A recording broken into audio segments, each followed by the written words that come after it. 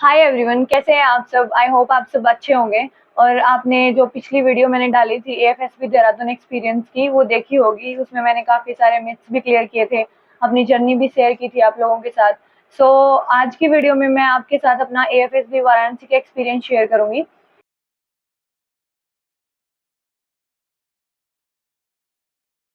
देहरादून के टाइम मैं फ्रेशर की तरह गई थी और वाराणसी में मैं एज ए रिपीटर गई थी। सो गाइज मेरा 12 फरवरी को मेरा एएफएसबी था, जिसके लिए मैं 10 तारीख को शाम को गई थी। सो इस टाइम मैं फरीदाबाद रहती थी तो फैमिली के साथ। तो फरीदाबाद से वही मैंने मेट्रो ली। मेट्रो से मैं गई नई दिल्ली रेलवे स्टेशन। और नई दिल्ली रेलवे स्टेशन से रात को 9 बजे के आसपास मेरी ट्रेन थी, स्वतंत्रता सेनानी एक्सप्रेस मैंने ट्रेन ली थी। वहाँ से नेक्स्ट डे सुबह उसने 8 बजे पहुँचा दिया था। और अब की बार एक अच्छी चीज़ ये थी कि जैसे मैं तैयारी कर रही थी एएफएसबी की और रिटर्न की भी।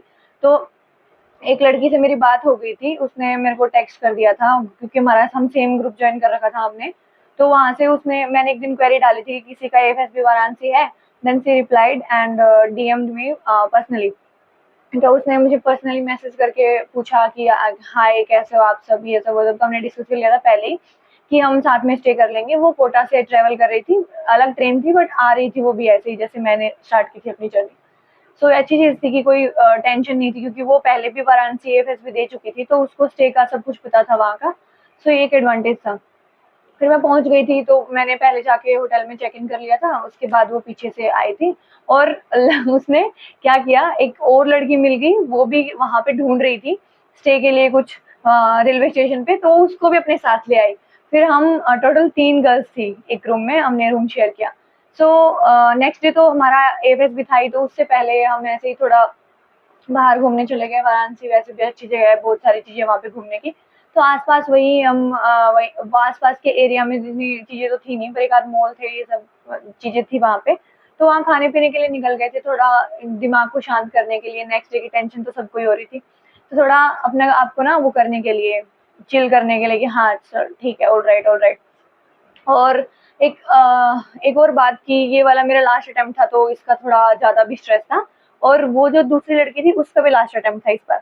तो हम दोनों का लास्ट अटेम्प्ट था तो हम सोचे थोड़ा चिलैक्स हो जाते हैं और चल बाहर चलते हैं। तो हम तीनों घूम के आए, फिर हम शाम को वापस आए। हमने अपने मैंडेटरी डॉक्यूमेंट डिस्कस करे, क्या लेके जाना, क्या नहीं लेके जाना, साथ में ये यही चाहिए ना। तो वो बोल रही कि हाँ ये चाहिए वो चाहिए, मतलब सारा उस डिस्कशन में चला। फिर हमने घर पे बात करी, थोड़ा बहुत अपना बताया कैसे क्या है। उन्होंने बोला कि टेंशन नहीं लेना, लास्ट अटेम्प्ट है, कोई नहीं, ये समझ के देना फर्स्ट ही है। और अच्छे से अपना अच्छा 110% देके आना। और ये सब बातें करके खाना खा के हम सो गए।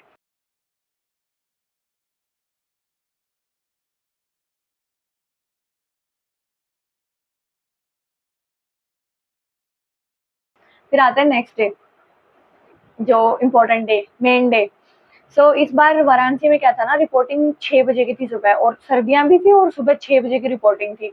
रिपोर्टिंग उससे जल्दी थी देहरादून से। तो हम सुबह निकले तीनों, हमने ऑटो लिया और तैयार होके हम निकल गए वहाँ के लिए। निकलने के बाद वैसे ही लाइनें लगी हुई थी बाहर, वही हमारा सबसे पहले डॉक्यूमेंटेशन हुआ, फिर हमें अंदर लेके गए। अब वाराणसी में थोड़ा सा देहरादून से मेरे को स्ट्रिक्ट लगा सिस्टम, क्योंकि यहाँ पे ना आपका डॉक्यूमेंटेशन, वहाँ पे क्या था, पहले आपका स्क्रीनिंग करा लेते हैं। और उससे पहले एक दो डॉक्यूमेंट जो मेन बताया था मैंने, डिक्लेरेशन फॉर्म और जर्नी पर्टिकुलर्स फॉर जो फ्रेशर्स होते हैं उनकी, वो तो उनका चेक करते थे।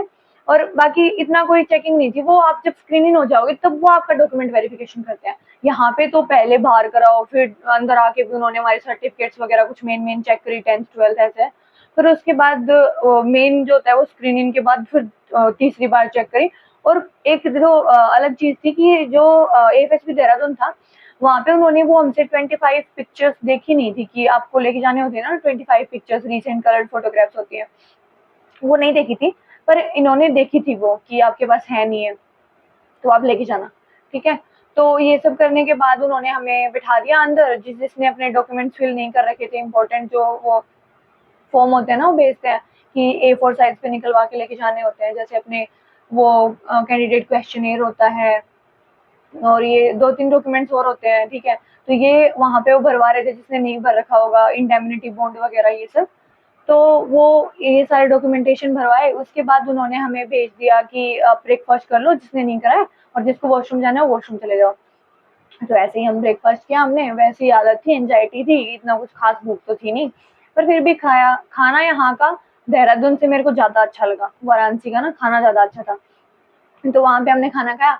खाना खाने के बाद हमने वो ले गए, वही उनका सेमिनार हॉल होता है ऊपर फर्स्ट फ्लोर पे, वहाँ पे लेके गए। वहाँ पे उन्होंने हमें पहले इंस्ट्रक्शंस दी, और फिर उसके बाद एक ये था कि वहाँ पे ना डीएसओ मैम थी, वो बहुत स्वीट थी, तो बहुत अच्छी थी। हमें पर्सनली बहुत अच्छी लगी, वो काफ़ी मतलब डाउन टू अर्थ, इतनी हम्बल, मतलब काफ़ी अच्छी थी। तो उन्होंने हमें पहले इंस्ट्रक्शंस दी और हमें थोड़ा स्ट्रेस फ्री कराया कि भाई अच्छे से देना ये सब वो सब। फिर उसके बाद उन्होंने हमें वो दे दिया, इंस्ट्रक्शन देने के बाद टेस्ट दे दिए, वैसे ही 17-17 मिनट्स, और वही 50-50 क्वेश्चन सेम था OIR टेस्ट का, जैसे देहरादून में था। फिर उसके बाद उन्होंने हमें नीचे भेज दिया, फिर वापस लेके आए उसी हॉल में, फिर कराया हमारा picture perception and discussion test. यहाँ पे एक अच्छी चीज़ ये थी कि हेजी-वेजी कुछ नहीं था। जैसे उसमें था ना कि आपको हेजी पिक्चर मिलेगी, ब्लर पिक्चर मिलेगी, उसमें तो काली थी बिल्कुल, इसमें उल्टा था, इसमें बिल्कुल साफ पता लग रहा था। एक ऐसे ऑफिस थी, एक बिल्डिंग सी थी, मतलब ऐसे फॉर्मल बिल्डिंग जो होती है वो लग रही थी, और उसमें से एक लड़की बाहर की साइड आ रही थी और उसने बैग टांग रखा था। तो सबकी सेम सेम सी स्टोरी थी, उस पे तो इतना कोई मतलब लड़ने झगड़ने वाली बात थी भी नहीं। सबने अपनी स्टोरी नरेट करी, उसके बाद एक जैसी सी थी सबकी, वही मोटिवेशनल, कि कोई है तैयारी कर रहा है, उसे डिफेंस फोर्सेस में जाना है, कोई बोलते कि लाइब्रेरी से पढ़ के आए हैं, फ्रेंड्स का ग्रुप था, ये था वो था, मतलब सबकी कॉमन स्टोरी थी, स्टोरी ऑफ सक्सेस। फिर उसके बाद हमें डिस्कशन के लिए बोल दिया गया। डिस्कशन हमारा हो रहा था, तो उनको कुछ कचर पचर कुछ समझ नहीं आ रही थी, इधर वाले भी कचर पचर मचा रहे थे, इस साइड वाले भी कचर पचर मचाए जा रहे थे। तो उन्होंने बोल दिया कि चलो अब हम ना ग्रुप को डिवाइड कर देते हैं, आप 3-4 लड़कियां हैं, आप अलग से डिस्कशन करो, आप 3-4 लड़कियां आप अलग से डिस्कशन करो, so that they can get a clear picture. फिर उसके बाद हमने अलग अलग करा, तो वैसे ही पार्टिसिपेशन रखना है, कॉन्फिडेंस के साथ अपने पॉइंट्स रखने हैं। उसके बाद एक लड़की थी जिसने कॉमन स्टोरी वहाँ पे सुना दी, ठीक है, और उसके ऐसे ही बाद हमारा स्क्रीनिंग का प्रोसेस खत्म हो गया, हम नीचे आ गए, वही वेटिंग एरिया में थे। सो 180 अप्रोक्स लड़कियों ने वहाँ पे रिपोर्टिंग करी थी, क्योंकि उस टाइम पे एक वो था कि पेपर चल रहा था, रिटन एग्जामिनेशन, तो जिसका लास्ट अटेम्प्ट था वो लड़कियां तो आई थी वहाँ पे, जिसका लास्ट टाइम नहीं था वो लड़कियों ने ना आगे पोस्टपोन करा लिया था, क्योंकि उनको रिटर्न देना था अपना, तो रिटर्न था उस टाइम पे, इसलिए कम लड़कियों ने रिपोर्टिंग करी थी। पर उन्होंने जितनी लड़कियां उनको स्क्रीनिंग करनी होती है वो उतनी करती हैं, वही 72 के आसपास उन्होंने स्क्रीनिंग कराई थी। और उसके बाद बाकी लड़कियों को वही मोटिवेशनल बात बोल के और उनको अपने घर भेज दिया। फिर हमें जो बची थी लड़कियां, हमारा जिसका स्क्रीनिंग हो गया था, इस बार भी लकीली में स्क्रीनिंग तो हो गई थी। पर एक बार जब आप रिपीटर बन जाते हो ना, तो थोड़ा कॉन्फिडेंस आ जाता है कि आप अगर अच्छे से कर रहे हो, और अगर आपने अच्छे से अपनी स्टोरी नरेट करी है, OAR टेस्ट भी अच्छा गया था, जैसे मैंने पिछली बार आपको बताया था, इस बार मैं और अच्छे से करके गई थी, मैंने सारे क्वेश्चन अटेम्प्ट करे थे, अपनी फ्रेंड का सजेशन लिया मैंने, जो उसने बताया। पिछली बार देहरादून में मेरी क्या वीकनेसेस रह गई थी उस पर काम करा मैंने। मैंने अपने आप खुद भी काम किया, और अपने जो मेरे ग्रुप में जो मेरे फ्रेंड्स थे उनसे भी पूछा कि तुम्हें क्या लगता था मेरे अंदर क्या वीकनेसेस थी, क्या स्ट्रेंथ थी मेरी। तो उन्होंने अच्छे से मुझे गाइड किया, मुझे बताया भी कि ये प्रॉब्लम थी, ये था वो था। मैंने सेल्फ इंट्रोस्पेक्शन भी करा, बाकी सारा करके मैंने अपनी कमियों पे काम किया था, तो वो उन्होंने वर्कआउट किया, तो स्क्रीनिंग हो गई। उसके बाद वैसे ही उन्होंने फिर से हॉल में भेज दिया, फिर हमारा डॉक्यूमेंटेशन हुआ। डॉक्यूमेंटेशन कराने के बाद उन्होंने बोला कि अब आप जाओ अपना लंच करो, और लंच करके अपना रेस्ट करो, क्योंकि इवनिंग में फिर हमारा साइक टेस्ट था। साइक टेस्ट इस बार मेरा अच्छा गया काफ़ी, पिछली बार से तो अच्छा गया। स्टोरीज भी मैंने प्रॉपर लिखी थी, ब्लैंक वाली भी अच्छी लिखी थी, और मेरी एसआरटीज भी कम छुटी थी इस बार, और वेट भी कंप्लीट हो गया था। तो इस बार आई वॉज सेटिस्फाइड, मेरे को ऐसे कुछ वो नहीं था कि अच्छा नहीं हुआ। फर्स्ट डे तो मेरे लिए अच्छा था, काफ़ी खुश थी मैं। फिर वापस जाते हैं, फिर डिनर किया, डिनर करके फिर इतना थक जाते हैं, पहले दिन तो इतना थकावट होती है कि सो जाते हैं। तो हमने अपना वहाँ पे नोटिस बोर्ड पे अपना वो चेक किया था स्केड्यूल, उसमें दे रखा था कि जो रिपीटर्स हैं और जो ग्रुप वाइज दे रखे थे इनके कल इंटरव्यूज हैं, और बाकी की छुट्टी। तो हमारे आधे ग्रुप का नेक्स्ट डे इंटरव्यू था, और आधे ग्रुप की छुट्टी थी। तो मेरा और मेरे ग्रुप में 2 लड़कियां और थी उनका, हाँ, तो ऐसे था 55, 56, 57 चेस्ट नंबर ऐसे थे। तो आपको मैं एंड में बताऊंगी कि वो हम 3 लड़कियां थी, उसमें से एक लड़की वो भी थी जिसका रिकमेंडेशन हुआ था, और जो AIR 9 थी, दैट इज हर्षिता शर्मा, तो उसका हुआ था। तो हम तीनों का उस दिन इंटरव्यू था, बाकी का ग्रुप चिल कर रहा था अपना, उनको प्रॉपर रेस्ट मिल गया था।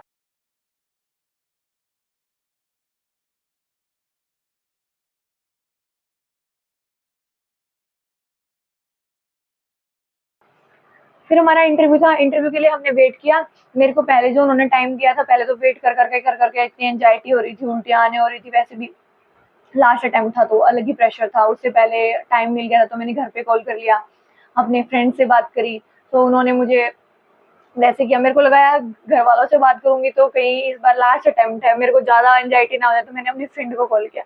तो मैंने फ्रेंड से बात करी, फिर उन्होंने ये बोला कि फ्रेंड्स ने कि अपना अच्छे से दे, बेस्ट दे, यू कैन डू इट, तेरे अंदर वो है, और मतलब अपनी स्ट्रेंथ पे वो रख, अपने आप पे कॉन्फिडेंस रख और हो जाएगा। तो आई वॉज चार्ज, मैं अच्छा है, अच्छा करूंगी। फिर बैठ गई। फिर उसके बाद वैसे ही थोड़ा बहुत देखे जा रहे थे, यार तेरे से क्या पूछा, जो आए जा रहे थे उनसे बात कर रहे थे, तेरे से क्या पूछा, तेरे से क्या पूछा, जीके में ये पूछ रहे हैं, वो पूछ रहे हैं, मतलब वो एक्साइटमेंट रहती है। तो वो हमने करा। फिर उन्होंने मेरे को 1 घंटे और वेट कराया। मैं तो ये तो हद ही हो गई। ना स्नैक्स का हो रहा था सबका, चाय पी रहा, कोई कुछ पी रहा, मेरा कुछ मन ही नहीं कर रहा उस टाइम पे, भूख ही नहीं लग रही, टेंशन इतनी हो रही। ऊपर से 1 घंटे वेट कराया, फिर वहाँ जाके हॉल में बिठा दिया, वहाँ पे 15 मिनट इतना वेट कराया। फिर चलो रूम के बाहर जो जहाँ पे मेरा इंटरव्यू होना था, वहाँ पे इतना वेट नहीं कराया। वहाँ पे मैं बैठी थी, फिर मैं अंदर गई, मेरा मैं आई कम इन सर, कम इन। फिर मैं अंदर गई, अंदर जाने के बाद उन्होंने मेरे से पूछा। स्टार्टिंग का फेज मेरा अच्छा था, पर वो प्रोफेशन वाला भी इस बार तो अच्छा गया था। बट वो मेरे को बहुत हाई लेवल चीजें पूछने लग गए थे कि मास्टर्स आप करोगे इसके अंदर तो आप अगर स्पेशलाइज बनोगे इस फील्ड में तो आप कैसे कैसे ट्रीटमेंट करोगे, मतलब स्पोर्ट्स वाइज पूछने लग गए कि फुटबॉल का प्लेयर है उसको इंजरी है, ये कुछ करके। So I told him that sir अभी मैंने करा नहीं है, तो वो स्पेसिफिक मैं पढ़ूंगी, अगर मैं बाय चांस अगर मैं मास्टर्स करूंगी उस फील्ड में तो मैंने बताया। फिर वो उस पे पीछे पड़ गए थे, उसको खींच दिया उन्होंने। फिर उसके बाद 2-3 पॉइंट्स और थे, और फिर उसके बाद बाकी इंटरव्यू अच्छा गया था। फिर भी मैंने मतलब जवाब दिए, तो उन्होंने मेरे को बोला कि आप सही में आपने मतलब आप इतना सोच के बोल रहे हो, आप बना तो नहीं रहे वो करके। मैंने कहा नो सर, मैं मतलब टाइम तो लगेगा ना सोचने के लिए, अगर आप फुटबॉल इंजरी का प्लेयर है, उसको ये हो गया वो हो गया, तो आप उसका ट्रीटमेंट प्लान बनाओगे तो टाइम तो लगता है। तो मैंने कहा नो सर। तो बोल ठीक है, वो ही वो सेटिस्फाइड। तो वो तब तक सही चल रहा था, सब अच्छा चल रहा था। फिर उन्होंने मेरे से कुछ सवाल पूछे इंडिया चाइना से रिलेटेड, तो जो मैं बताना चाह रही थी ना उनको, जो मुझे आता था, वो तो वो सुन नहीं रहे थे, काट दे रहे थे उसको जानबूझ के। और ना मेरे को प्रेशर में डाल रहे थे बार बार कि कैसे रिएक्ट करूंगी, मैं ग्रिल कर रहे थे, मतलब प्रेशर में डाल रहे थे बार बार ना। तो जैसे और जो मैं गलत बता दूं ना, थोड़ी सी मेरे मिस्टेक हो जाए, उसके वो पीछे पड़ जा रहे थे कि अच्छा ऐसा होता है, ऐसा होता है, ऐसा होता है, ऐसा होता है। भाई वहां पे तो जो दिमाग घूमता है ना, मेरे तो वेस्ट का ईस्ट हो गया, ईस्ट का वेस्ट हो गया। इंडिया मैप पे पूछ रहे थे ना कुछ कुछ, वो वेस्ट साइड है, ईस्ट साइड है, ये है वो है। तो मतलब थोड़ा बहुत हुआ मेरा ऊपर नीचे, बट फिर भी मैं कॉन्फिडेंट थी, मैंने जितना मेरे से हो सकता था मैंने अच्छा किया। उन्होंने मेरे से डेटा पूछा, मतलब हम चाइना के साथ कितना ट्रेड करते हैं, मिलियंस में होता है, बिलियंस में होता है, कितना होता है, 140 होता है, 124 होता है, मतलब पूरा डेटा पूछा मेरे से। तो उसके लिए, क्योंकि मैंने पहले उनको बोला था ना कि मैं न्यूज़पेपर भी पढ़ती हूँ रोज, तो न्यूज़पेपर आप कॉन्सेप्ट के बल पढ़ते हो, कोई मतलब डेटा रटा तो नहीं जाता ना। तो मैंने रटा नहीं था, बट ठीक है। फिर बाद में आते हैं, फिर मेरे को किसी ने बोला, तो वो अच्छा था इंटरव्यू। फिर बस उन्होंने जो पूछा, मैंने कॉन्फिडेंस नहीं अपना लूज किया, तो मेरे को इतना दुख नहीं था, मैं खुश थी कि पिछली बार से तो फार बेटर हुआ था इंटरव्यू।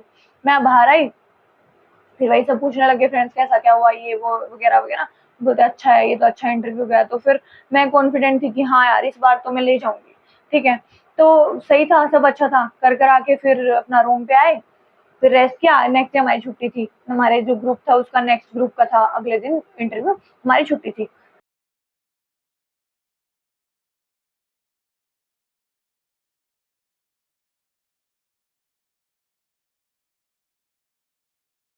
छुट्टी थी, छुट्टी वाले दिन थोड़ा सोए, उसके बाद थोड़ा कुछ पढ़ा ग्रुप डिस्कशन के लिए और ये सब, और जो क्वेश्चन नहीं आते थे वो सर्च किए वहाँ पे उसमें इंटरनेट का यूज करके कि कैसे क्या है कैफेटेरिया में, वहाँ पे पूछे। तो वहाँ पे हमने देखा कि किस क्वेश्चन का क्या आंसर था, कि कहीं कॉन्फ्रेंस में ना पूछ लें, ये भी एक मिथ होता है कि कॉन्फ्रेंस में पूछ लेंगे, एसआरटी पूछ लेंगे।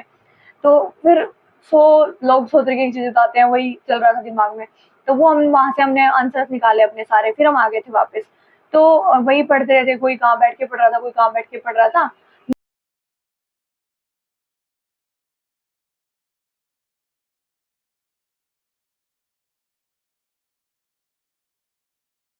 नेक्स्ट डे फिर हमारा जीटीओ स्टार्ट हुआ। जीटीओ हमारा सबसे पहले वही ग्रुप डिस्कशन हुआ। ग्रुप डिस्कशन में अच्छा था। ग्रुप डिस्कशन में वही सब था कि अपना टेक्नोलॉजी का पूछा था एक तो कि जो अपना टेक्नोलॉजी बढ़ी है इसने इंडिया पे क्या इम्पैक्ट करा है, तो वो इम्पैक्ट डिस्कस करना था हमने।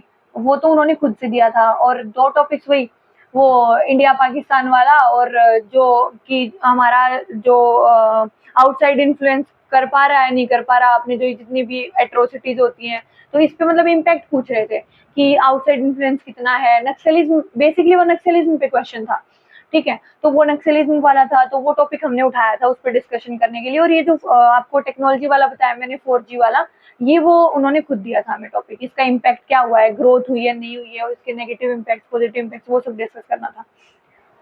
ये ठीक था, अच्छा था, बहुत बढ़िया था। इस पे मैं अगर आपको मेरा एक पर्सनल सजेशन दूँ, तो ना उस पे कंटेंट वगैरह कुछ इतना मतलब मैटर नहीं करता, पर अगर मैं आपको बताऊँ तो सबसे ज़्यादा वहाँ पे मैटर करता है ना, तो कॉन्फिडेंस। और दूसरी चीज़ ना, आपको कंटेंट होता है, आप सोच के बोलते हो, बट ना आप जितना फैक्ट्स पे काम करोगे ना, जितने आपने फैक्ट्स रटे होंगे और वहाँ पे जितने फैक्ट्स आप वो बोल पाओगे, वो आपको ना एक एज दे जाएगा। क्योंकि जब आप फैक्ट्स फेंकने शुरू करोगे ना, तो दूसरे को अगर नहीं आते होंगे ना, तो आपकी सुनेगा अच्छे से।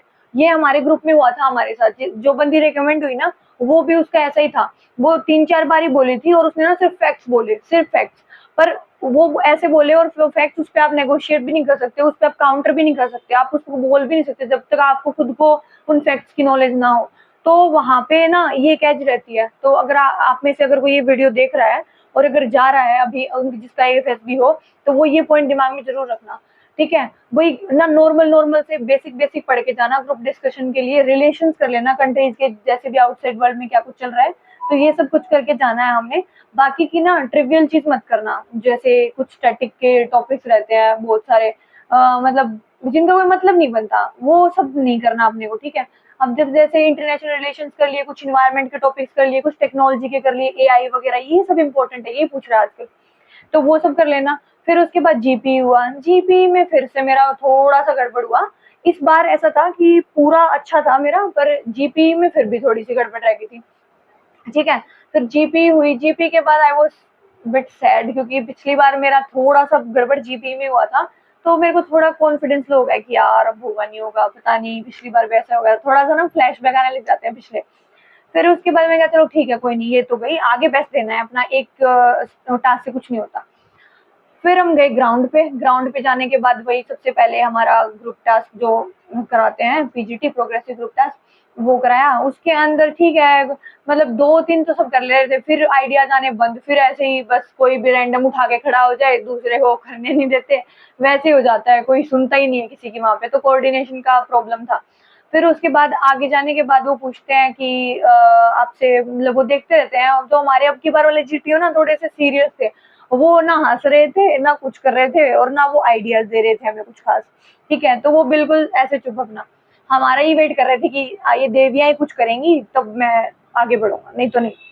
तो फिर ऐसा था। फिर उसके बाद नेक्स्ट जो था हमारा, ये सब होने के बाद लेक्चरेट करा दिया था उन्होंने, और लेक्चरेट मेरा बहुत अच्छा गया था। इस बार मैंने न्यूज चैनल्स पे बोला था, और अच्छे से बोला था, कंप्लीट जितने मिनट थे मेरे पास, आई वॉज वेरी कॉन्फिडेंट, और अच्छा बोला मैंने, तो वो मेरा अच्छा गया था। फिर GOR जो होती है, ग्रुप ऑब्स्टेकल रेस, वो हमारी कराई नहीं, क्योंकि वहां पे ना उस टाइम पे बारिश हो रही थी बहुत तेज, और ग्राउंड में ना पानी भर गया था, तो इसलिए वो GOR हो नहीं पाई थी हमारी, वो उन्होंने कराई नहीं। फिर हम वापस गए, अपना फ्रेशन अप वगैरह हुए, और वही ऐसे ही डे खत्म।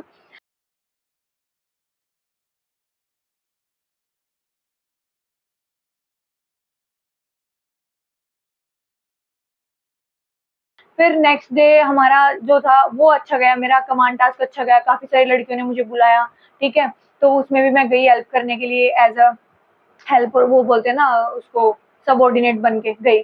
फिर उसके बाद कमांड टास्क भी अच्छा गया। फिर जो हमारा इंडिविजुअल ऑब्स्टेकल्स था, वो भी है ना ऐसे, मतलब वहाँ पे बारिश हुई थी थोड़ी बहुत, तो उस पे भी इतना ना करा नहीं किसी ने, तो इस बार मैंने उस पे भी इतना ज्यादा वो फोकस नहीं करा था, कम ही किए थे ऑब्स्टेकल्स, पर अच्छे से करे थे जितने करे थे, क्योंकि चोट लगने का थोड़ा सा डर था कि कहीं चोट ना लग जाए, तो क्योंकि मौसम ही ऐसा हो रहा था। फिर उसके बाद उसमें ये सब टास्क अच्छे गए थे।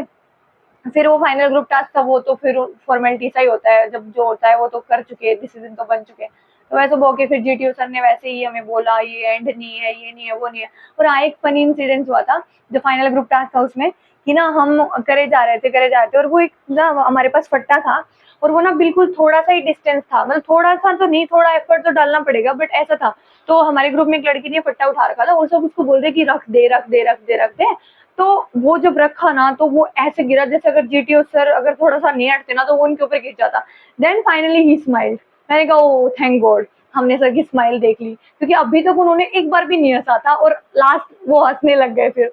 तो फिर है ना उसके बाद हमने ग्रुप भी बनाया अपना, वाराणसी से आने के बाद जैसे व्हाट्सएप ग्रुप, आज भी वो ग्रुप है। हमने फट्टा गैंग नाम रख दिया उसका, क्योंकि वो जो फट्टे वाला इंसिडेंस हुआ वो आज भी याद आता है तो हँसी आती है बहुत तेज। तो वो है। फिर उसके बाद हम गए वापस तैयार हुए फटाफट क्योंकि सेम डे हमारी कॉन्फ्रेंस भी थी, क्योंकि उससे पहले वाले दिन जीटीओ था, उससे एक दिन बीच में छुट्टी मिल जाती है ना, तो रिपीटर्स का फिर सेम डे कॉन्फ्रेंस भी रहता है। तो कॉन्फ्रेंस के लिए रेडी हो गए सारे फटाफट अपना बैग उठा के। इस बार मैं बहुत कॉन्फिडेंट थी, मेरे को लगा था कि सब अच्छा गया है, एक जीपी को छोड़ के बाकी सब ब्रिलियंट था एंड कॉन्फिडेंट थी पूरा कि हाँ इस बार हो जाना चाहिए। फिर जैसे जैसे एक एक को करके बुलाया, वो ऐसे बुलाते हैं तो उसमें था, फिर इतना टाइम तो नहीं लगाया बुलाते टाइम मेरे को, पर ठीक है। फिर भी मेरे को लगा था कहीं ना कहीं 1% ऐसे की दिमाग में कि क्या पता ना हो, क्या पता हो, ये डिलेमा में थी मैं पूरा टाइम। बैठे थे वहां पे तो वही सब बोले जा रहे कि हो जाएगा हो जाएगा हो जाएगा। मैंने कहा यार पिछली बार देहरादून में भी ऐसे ही मतलब बोल रहे थे, पर चलो ठीक है, जब जैसे होगा तब देखेंगे। फिर ऐसे ही बोला तो उन्होंने नाम नाम अनाउंस किया। फिर हमारे ग्रुप से एक लड़की थी जिसका हो गया रिकमेंडेशन, हर एक ग्रुप में से एक लड़की हुई थी, ऐसा था। दो फ्रेशर्स, चार लड़कियां रेकमेंड करी थी, दो फ्रेशर्स एंड दो रिपीटर्स। और दो रिपीटर्स में से एक लड़की हमारे ग्रुप में से थी, हर्षिता, जो जिसका AIR 9 है, मैंने आपको बताया था। तो वो रेकमेंड हुई, उसके लिए तो खुश थे कि यार अच्छी बात है हमारे ग्रुप से कोई रेकमेंड हुआ, मतलब हमारा ग्रुप अच्छा था, ठीक है।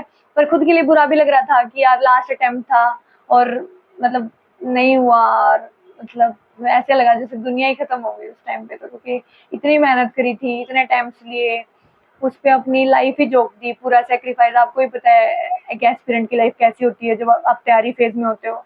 तो उस टाइम पे तो लगा यार दुनिया खत्म हो गई, पर उससे पहले सीएपीएफ का फिजिकल भी डिस्क्वालीफाई हो गया था, तो ऐसे ऐसे दो इंसिडेंट बैक टू बैक हो गए। So I was taken in back, मेरे को लगा यार मुश्किल है, अब तो क्या ही होगा, मतलब ब्लर हो गया सब, ऐसा हो गया कि यार लाइफ ही खत्म हो गई, ऐसे लगने लग गया था। फिर लगा यार क्या पता यहाँ इससे भी अच्छा लिखा होगा किस्मत में, तब ऐसा नहीं होगा कि एक पॉजिटिव आउटलुक तो रखना पड़ता है ना लाइफ में, ऐसे तो मतलब नहीं हो पाता कि आप एक जगह पे रुक जाओ। तो फिर वही है, बढ़ती का नाम जिंदगी, आगे बढ़ो अपना लाइफ में और अच्छा करो। क्या जैसे कि जीटीओ सर ने भी बोला लास्ट में, कॉन्फ्रेंस में भी बोला था उन्होंने। हाँ एक बात और कॉन्फ्रेंस से याद आया, कॉन्फ्रेंस में मेरे से पूछा था कि आप अगर यहाँ नहीं होता है तो आप क्या करना चाहोगे, तो ये क्वेश्चन मेरे से पूछा था, तो इसका जवाब दिया था फिर मैंने। तो ये पूछा था, बाकी ठीक था, अच्छा था एक्सपीरियंस, बट जैसे कि मैंने आपको बताया देहरादून का एक्सपीरियंस ज़्यादा अच्छा था। पर वाराणसी का भी अच्छा था, ऐसी बात नहीं अच्छा नहीं था, पर वो लास्ट अटेम्प्ट था नहीं हुआ, क्योंकि वहाँ पे तो ऐसा था ना कि अटेम्प्ट बचे हैं तो एक वो पॉजिटिव था। तो इस बार था कि कुछ नहीं यार, फिर वहाँ से रेलवे स्टेशन गई रात को, फिर मैंने ट्रेन पकड़ी, लगभग 8 घंटे वेट किया मैंने, क्योंकि रात को ट्रेन तत्काल में कराई थी ना मैंने, मेरे को तो लगा था मैं हो जाऊंगी रेकमेंड, तो मैंने ट्रेन कराई नहीं थी। फिर वो तत्काल में ट्रेन कराई, तो रात को फिर शिव गंगा एक्सप्रेस से फिर मैं घर आई। पूरा रास्ते रोई हूँ मैं, पूरा रास्ते रोई हूँ, पूरी आंखें सूज गई मेरी, मतलब इतना बुरा लग रहा था, इतना बुरा लग रहा था, पर फिर वही है। तो मैं आपको यही बोलूंगी कि मेरे अगर आप मतलब लास्ट में अगर मैं कंक्लूड करूँ जर्नी को और सजेशन दूँ, तो हर चीज़ से सीखने को मिलता है। मुझे भी सीखने को मिला कि अगर आप चाहते हो वो नहीं हो रहा है, तो maybe there is something else for you, जो कि आपके लिए अच्छा होगा। तो उसी की जर्नी अभी भी जारी है, तो देखते हैं लाइफ में जल्दी कुछ अच्छा होगा, आई होप सो। तो फिर वैसे ही है, तो आपको भी हार नहीं माननी, ठीक है, अपना बेस्ट देना है बस और खुश रहना है, बाकी ऊपर छोड़ दो, जो होगा आपके हाथ में सिर्फ मेहनत है और कुछ नहीं है आपके हाथ में। तो उसके बाद मैं पर्सनल सजेशन यही दूंगी, ग्रुप डिस्कशन और group planning exercise, GPE master कर लो। और ग्रुप डिस्कशन के लिए वही इंपॉर्टेंट टॉपिक जो मैंने आपको बताए थे कि ये रिलेशंस वाला टॉपिक और ये सब अपना अच्छे से प्रिपेयर करके जाओ। और OIR test is very very very important. Reasoning मैंने बताया था ना आपको कैसी रीजनिंग आती है पिछले वीडियो में, आप अगर नहीं देखी है तो जाके देखना, तो वो वाली वीडियो पक्का देखना और उससे सीखना और वैसे वाली रीजनिंग करके जानी है, ठीक है। लेक्चरेट में पूरा कॉन्फिडेंट रहना है, उसमें मैटर नहीं करता, आप इजी टॉपिक भी उठा लोगे ना, और अगर आप इतना अच्छे से बोल जाओगे तो बहुत वो होता है, ठीक है। जो लड़की हमारे ग्रुप से रिकमेंड हुई थी उसने इतना कुछ मतलब एडवांस लेवल का टॉपिक नहीं उठाया था, बट जो उसने बोला अच्छा बोला था और वो कॉन्फिडेंट भी थी। तो बस वही है, तो आपको इतना ज़्यादा लोड नहीं लेना होता किसी को देख के, तो बस ये चिल रहना है और आपको ना ये सारे जो पॉइंट्स मैंने बताए दिमाग में रखने हैं। एक बात और लास्ट में कि अगर आपको वीडियो पसंद आई और इससे आपको अगर कुछ सीखने को मिला है और ये आपके फ्रेंड्स भी हैं जो इसकी तैयारी कर रहे हैं, जिनको अभी जाना है एएफएसबी, तो अगर उनको भी अगर कुछ हेल्प चाहिए हो, क्या पता इन वीडियो से कुछ ना कुछ तो सीखने को मिलेगा, तो आप उनके साथ भी शेयर करो। अगर आपको कंटेंट अच्छा लग रहा है तो लाइक भी करो और सब्सक्राइब भी कर देना। आगे भी मैं आपके लिए ऐसी अच्छी-अच्छी और यूज़फुल वीडियोज़ लेके आती रहूँगी, जिससे आपको कुछ ना कुछ सीखने को मिले और कुछ मेरे एक्सपीरियंस से भी आप सीख सकते हो कि क्या गलतियाँ नहीं करनी, क्या करनी है ये सब। तो आप वो भी कर सकते हो और कमेंट सेक्शन में आप बता सकते हो कि आपको इसके अलावा कोई हेल्प चाहिए, आपका कोई और डाउट है, आप चाहते हो मैं किसी और चीज़ को लेके वीडियो बनाऊँ, तो वो सजेशन ज़रूर देके जाना और लाइक, शेयर एंड सब्सक्राइब ज़रूर करना, क्योंकि अभी मेरी जर्नी शुरू हुई है। I need your support. सो वो सब करना एंड अपना पढ़ते रहो, मस्त रहो, खाते रहो, बस चिल करो, अपना अच्छे से प्रिपरेशन करो और जो भी ये वीडियो देख रहा है वो इस बार रिकमेंडेशन लेके जाए। Thank you.